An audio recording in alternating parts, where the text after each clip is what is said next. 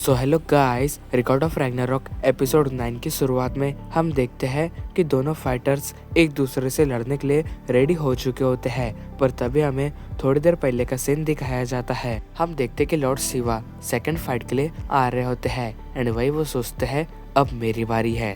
मैं सबको दिखा दूंगा कि मैं कितना ज्यादा ताकतवर हूँ। मैं उस ह्यूमन को अपने एक ही वार में खत्म कर दूंगा। पर तभी वहाँ पे जियोस आ जाते हैं, जिसे देख के शिवा कहते हैं क्या तुम यहाँ पे मेरा हौसला बढ़ाने को आए हो। जिस पे जियोस कहता है नहीं, अभी मेरी बारी है।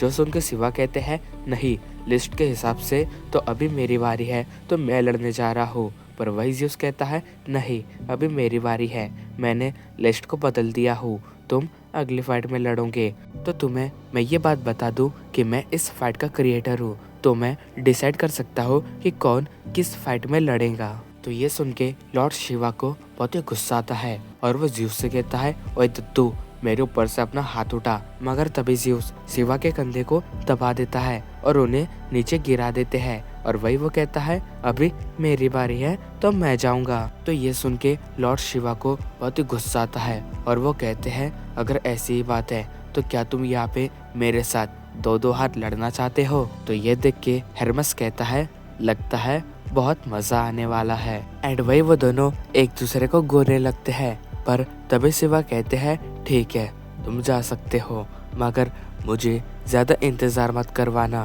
तो शिवा के ये कहते ही जियूस वहाँ से जाने लगते हैं। तो तभी हेरमस कहता है क्या बकवास है, मुझे लगा था कि ये दोनों लड़ाई करने वाले हैं। तो इसी तरह जियूस ने इस फाइट में अपनी एंट्री करवाई थी। फिर वही हम हेरमस को देखते हैं जो किसी से कहता है तो आप भी इस लड़ाई को देखने को आए हो। एंड वही हम जियूस के दूसरे सन को देखते हैं जिसका नाम होता है एरेस। तो अब वही हेमडल कहता है तो अभी बिना किसी देरी के हम इस सेकंड लड़ाई को शुरू करते हैं। तो वही सारे गॉड्स कहते हैं जियूस जल्दी से इस लड़ाई को खत्म कर दो।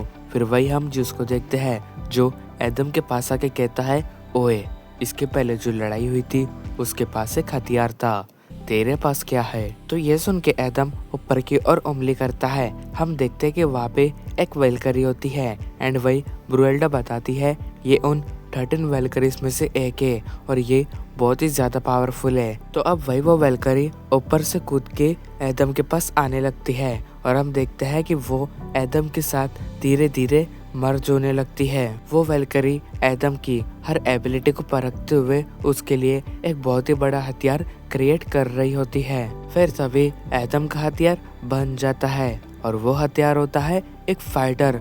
जो देख के गोल कहती है क्या बस एक फाइटर।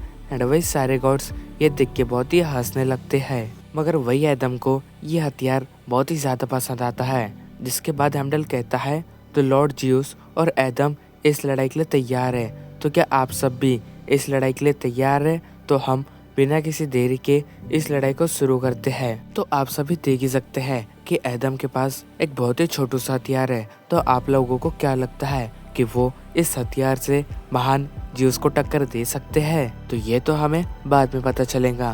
फिर वही हम देखते हैं कि एडम के बच्चे कह रहे होते हैं कि डैड आप ये कर सकते हो, आप इसे हरा सकते हो। तो अब वही जियूस एडम से कहता है क्या तुम्हें ये हथियार पसंद आया। जिस पे एडम कहता है हाँ मुझे ये पसंद आया बुड्ढे। तो एडम की ये बात सुन के वहाँ पे सारे लोग बहुत ही ज्यादा हैरान हो जाते हैं और कहते हैं क्या इसने अभी अभी जियूस को बुड्ढा कहा। तो एडम की यह बात सुन के जियूस को बहुत ही ज्यादा गुस्सा आता है और वो कहता है मैं अपने एक ही मुक्के में तुम्हारी पूरी हड्डियों को चूर चूर कर दूंगा। मैं तुम्हारे साथ इस लड़ाई में नंगे हाथों से लड़ूंगा।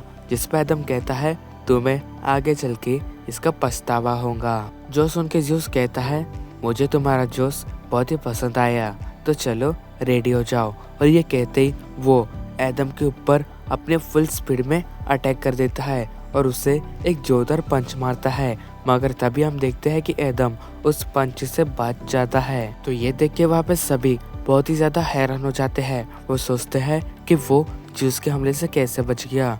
तो वही जियूस फिर कहता है लगता है मुझे इस लड़ाई में बहुत ही ज्यादा मजा आने वाला है। और ये कहते ही ये एपिसोड एंड होता है। Thank you so much for watching my video.